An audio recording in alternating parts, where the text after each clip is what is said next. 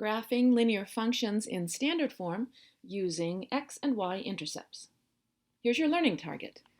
You'll find the x and y intercepts of a linear function in standard form, algebraically, and we'll use these intercepts to graph the linear function. You'll model with mathematics. Let's review the standard form of a linear function. So a linear function is in standard form if it's written as ax plus by equals c. And let's look at some examples. 5x plus 2y equals negative 10. 2x minus 7y equals 14.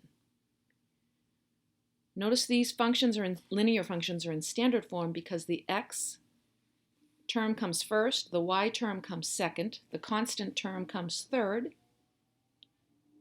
and we have integer coefficients. Now let's look at some non-examples.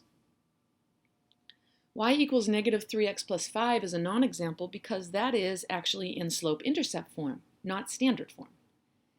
And when half x plus 2/3 y equals 6, that is not standard form because of the fractions. So now let's get some practice looking at linear functions in standard form, and we'll graph these linear functions using intercepts. So here's an example, 2x plus 3y equals 12. Let's start with a table of values, and we'll consider what happens when x equals 0. We'll substitute 0 in place of x in the original equation. So when x equals 0, y equals 4. When we graph this point where x equals 0 and y equals 4, that is the y-intercept. So if I substitute y equals 0, I should be able to solve for the x-intercept. Let's put y equals 0 in the original equation. X equals 6. Let's plot 6, 0. And now we'll connect these two points that lie on the linear function with a straight edge, and we'll extend through the points with arrowheads. And that is the graph of this linear function, 2x plus 3y equals 12. Okay, we'll solve another one. Let's graph negative 5x plus 2y equals negative 20. Again, starting with a table of values. Let's have x equals 0 to find my y-intercept. So y equals negative 10. Let's plot that y-intercept.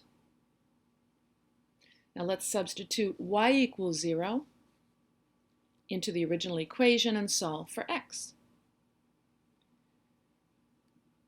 4, 0 is my x-intercept. Let's connect these 2 points with a straight edge. And here is the graph of our linear function, negative 5x plus 2y equals negative 20. So let's summarize what we've been doing in these last two examples. To graph a linear function in standard form using intercepts, the first thing we did was we made a table of values. We found the y value when x equals 0. Remember, that's the y-intercept. We found the x value when y equals 0. This is the x-intercept. Then we plotted the intercepts on a coordinate plane. We connected the points with a straight edge, and we extended the line beyond the points, and we added arrowheads. Finally, you should label the function with its equation next to the line.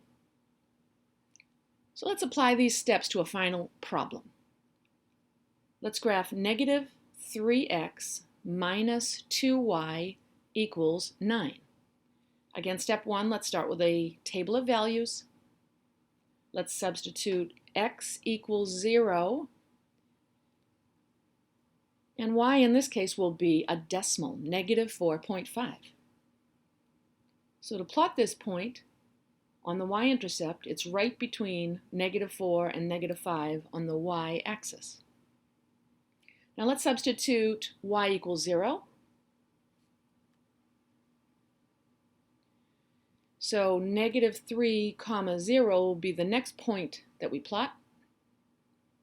And now we want to connect those 2 points with a straight edge.